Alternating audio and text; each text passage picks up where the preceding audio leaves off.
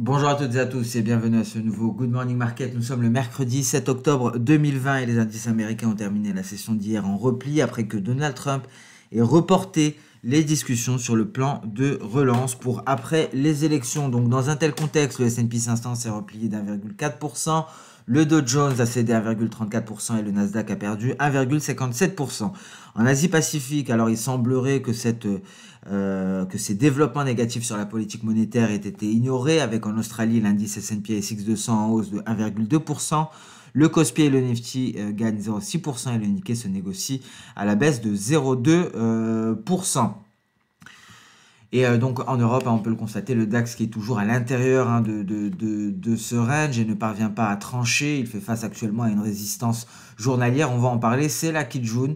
Quand le CAC 40, lui, est parvenu à se hisser aux alentours des 4900 points.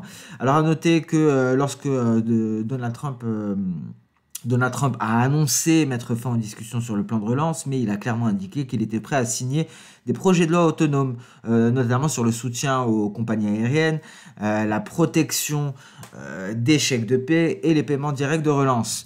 Alors les républicains, y compris le leader de la majorité au Sénat, McConnell, ont salué la décision de Donald Trump de mettre fin à ces négociations sur le plan de relance. Et à noter, on reste aux États-Unis avant de passer au Royaume-Uni. La commission parlementaire américaine a publié un rapport sur les abus de pouvoir de Google, Amazon, Facebook et Apple, pardon. Et ce rapport affirme que ces entreprises ont abusé de leur position monopolistique. Alors très rapidement, au Royaume-Uni, le ministre britannique des Affaires étrangères a déclaré que son pays pourrait boycotter les Jeux olympiques d'hiver en Chine en raison de violations des droits de l'homme. Alors voilà donc pour l'actualité économique et financière. Très rapidement, on a pris connaissance hier du rapport de l'API sur les stocks de pétrole brut hebdomadaires aux États-Unis, un rapport qui a fait état d'une constitution des stocks à hauteur de 0,95 millions de barils, lorsque le consensus tablait pour une constitution des stocks à hauteur de 0,4 millions de barils. Alors aujourd'hui, pour le calendrier économique, on prendra connaissance des stocks de pétrole.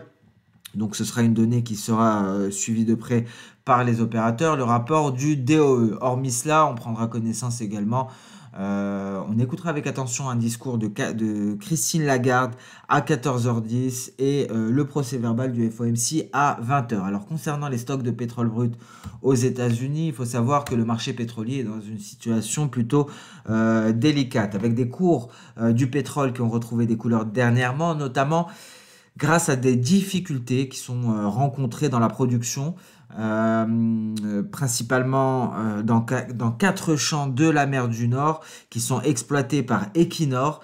Et donc ces 4 champs, la production dans ces 4 champs a été suspendue suite à des grèves et cela a entraîné une réduction de la production norvégienne à hauteur de 8%, soit quelques 330 000 barils par jour.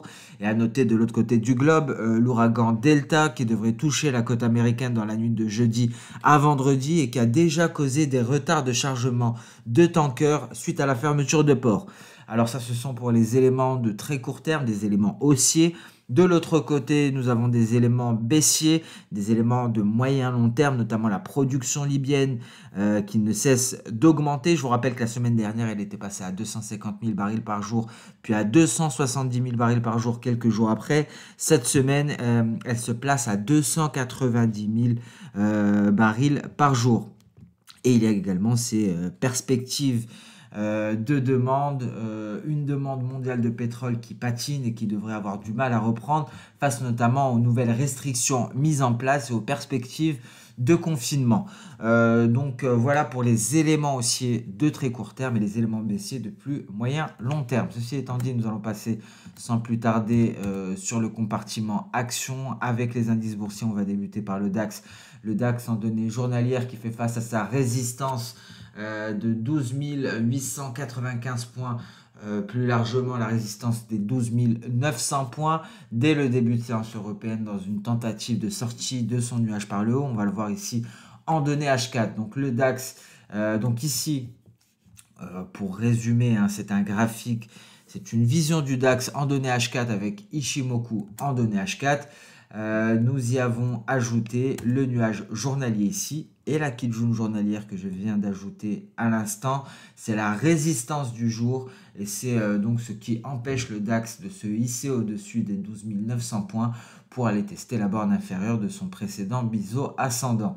Donc voilà la résistance journalière, une résistance cruciale pour le DAX. S'il ne parvient pas à la franchir, il pourrait réintégrer son nuage journalier pour aller chercher ici son bas de nuage à 12 600 points. Et en cas de passage en dessous, pour aller chercher les 12 450 avant de rallier les 12 330. Qu'en est-il du CAC 40? Alors le CAC 40 hier avait réussi à sortir de son nuage H4 mais l'a réintégré par la suite.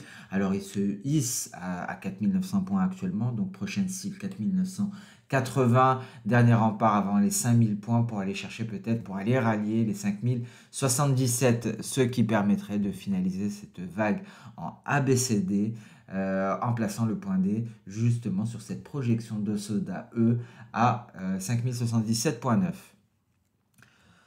On passe à présent sur le Nasdaq qui a bien finalisé ici la formation de son épaule droite pour aller chercher sa ligne de coup, une ligne de coup qui lui a permis de rebondir. Le Nasdaq devra aller chercher les 11 364 points et c'est à ce niveau-là que le Nasdaq devrait trancher, soit il parvient à s'en affranchir pour aller chercher les 11 480 points, soit il échoue pour revenir en direction de sa ligne de coup. Donc prudence. Car il est une épée de Damoclès au-dessus du Nasdaq. Le Nasdaq pourrait se replier très prochainement. À noter que cette projection E correspond également à notre Kijun. Alors après avoir fait ce constat, nous allons ajouter à présent notre nuage. Et donc c'est une résistance qui sera renforcée par le nuage en données H1. Donc des perspectives baissières à envisager très certainement pour le Nasdaq, et ici la Kijun pourrait être un très bon point de vente. Prudence tout de même en cas de franchissement du nuage et plus largement et plus précisément en cas de franchissement des 11 400 points, on pourra aller chercher les 11 488 dans une tentative de test de cette oblique baissière qui relie les récents sommets. Alors qu'en est-il du Dow Jones? Le Dow Jones également évolue en territoire positif ici. Il vient de repasser au-dessus de cette oblique baissière qui reliait les différents sommets. Nous avons une nouvelle oblique baissière à présent après avoir marqué ce nouveau sommet à 28 200 points. Alors tout l'enjeu pour le Dow Jones sera de rallier ici les 28 170 points pour envisager de passer au-dessus de cette oblique baissière pour tenter d'aller chercher les 28 354. Ces différents niveaux sont tout simplement pour le dernier le sommet du 16 septembre. Et nous avons également ici, en ajoutant Ishimoku, un palier de SSB, donc les 28 173. Donc perspective aussi à court terme pour le Dow Jones, avec pour objectif ces deux prochains niveaux disponibles en vert sur ce graphique.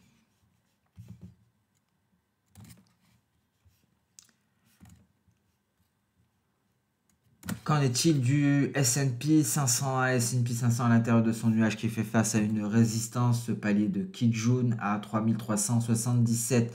Alors le S&P 500 devra tenter de sortir de son nuage par le haut pour aller rallier à nouveau cette projection V de la précédente vague haussière ici en N.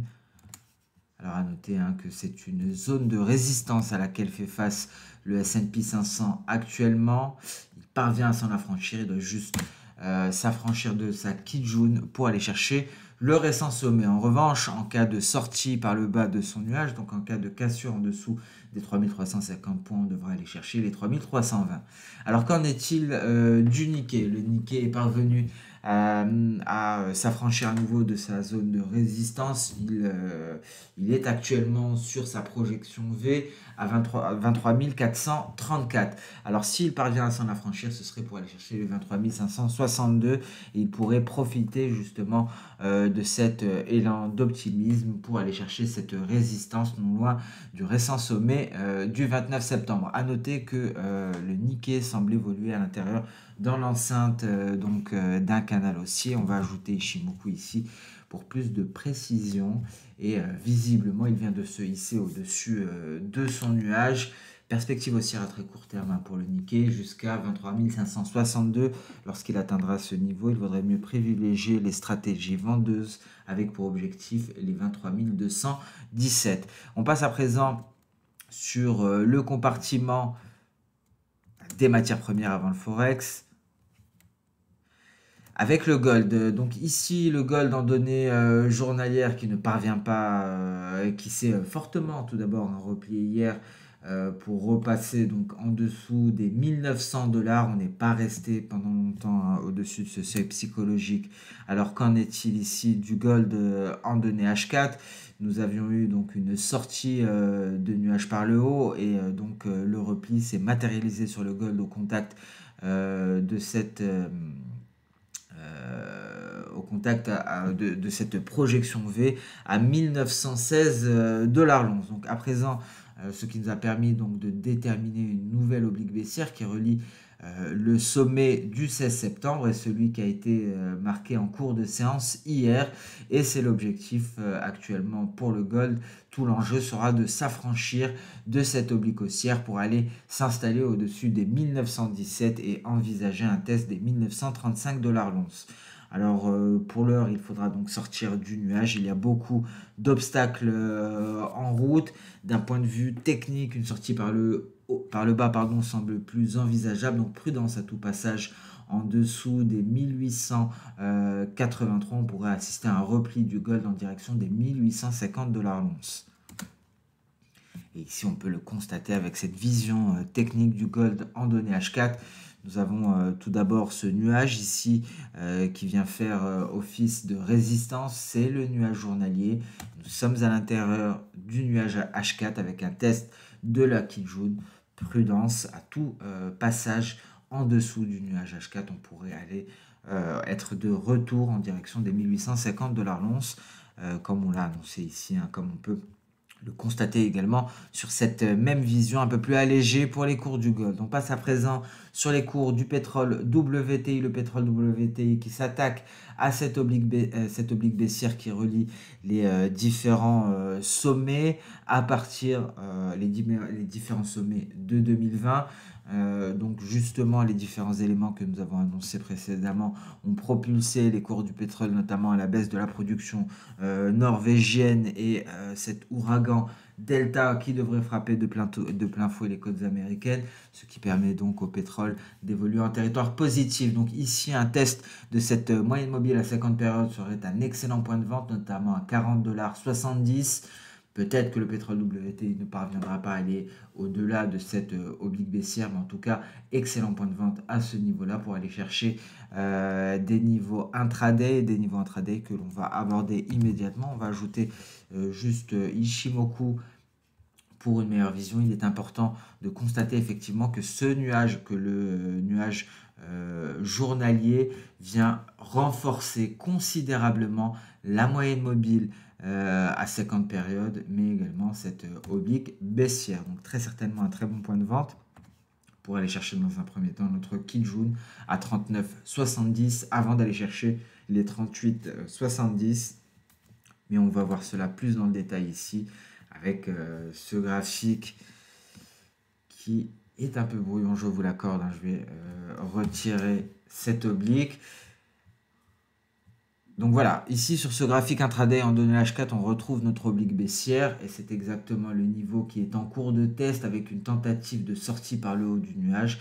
Donc on pourrait très prochainement se replier pour aller chercher dans un premier temps. Nous avons ici les 38,70, palier de SSB, mais également palier de Kijun en données H4. Nous avons par la suite un niveau que l'on va retrouver ici et c'est aux portes des 38 $.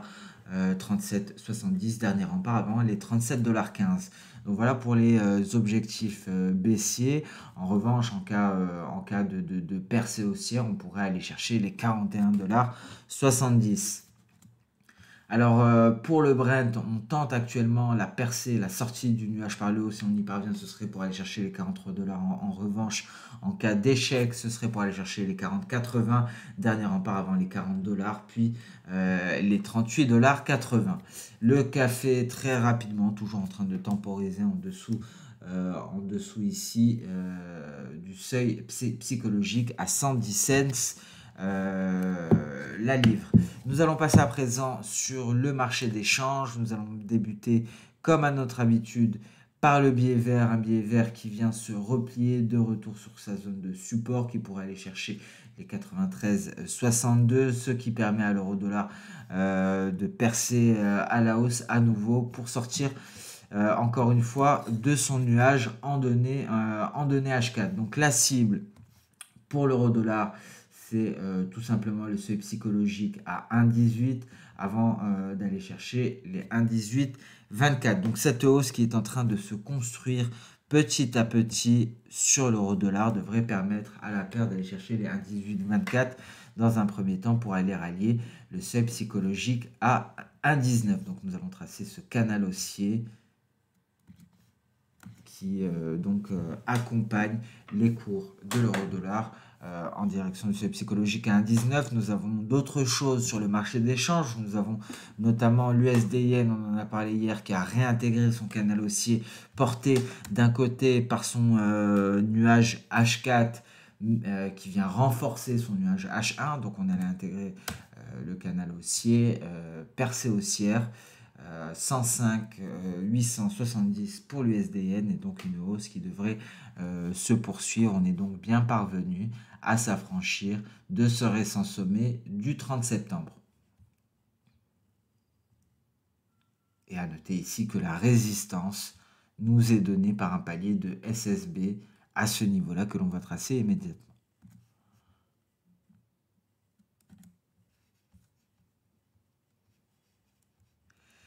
L'USD-TRI également vient aller marquer un nouveau record historique tôt ce matin. Et donc ici, on peut s'attendre à un repli, peut-être un nouveau point d'entrée, mais en tout cas, pas de baisse de momentum pour l'USD-TRI. L'USD-TRI qui ne cesse de progresser en territoire positif, qui est en plein rallye aussi avec, une lire turque qui ne cesse de perdre du terrain. Donc ici, l'idée et d'aller chercher des points d'entrée qui nous sont donnés par les éléments Ishimoku. Et tout test de la Kijun serait un excellent point d'entrée pour prendre part au rallye de l'USD-TRI. Qu'en est-il de l'AUD-NZD? L'AUD-NZD est allé franchir, est allé à presque invalider, si je puis dire, cette ETE, une ETE qui reste tout de même valide. Pour le moment, on est passé en dessous de notre nuage en données H4. On va attendre un franchissement de la ligne de coup aux alentours des 1,08 430 pour estimer qu'il y a un signal de vente et là un signal d'achat, pardon, car c'est bien qu'une ETE inversée et donc on pourra aller chercher ici cet objectif, l'objectif E d'Osoda qui nous permettrait de finaliser notre vague haussière. Donc prudence sur la UDNZD, on attend un franchissement de la ligne de coup pour envisager une poursuite de la hausse. Il y aura bien entendu plusieurs objectifs intermédiaires que l'on va tracer immédiatement, notamment ce palier ici qui serait un excellent objectif intermédiaire avant d'aller chercher ce niveau-là aux alentours des 1,0942. L'USD-ZAR est baissier pour le moment. On pourrait aller chercher E et en cas de franchissement de E, la prochaine cible serait les 16,0771. Notez que l'USD-ZAR évolue, n'est pas parvenu à échouer dans le franchissement ici de cette oblique baissière qui vient relier les différents sommets depuis le 7 avril 2020.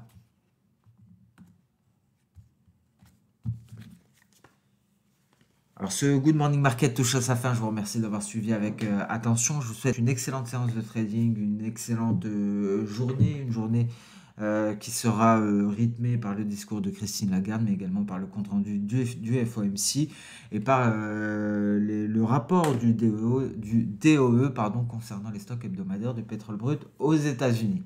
Merci à toutes et à tous pour votre fidélité. N'hésitez pas à liker, à commenter ou pourquoi pas partager cette vidéo. Au revoir et à demain.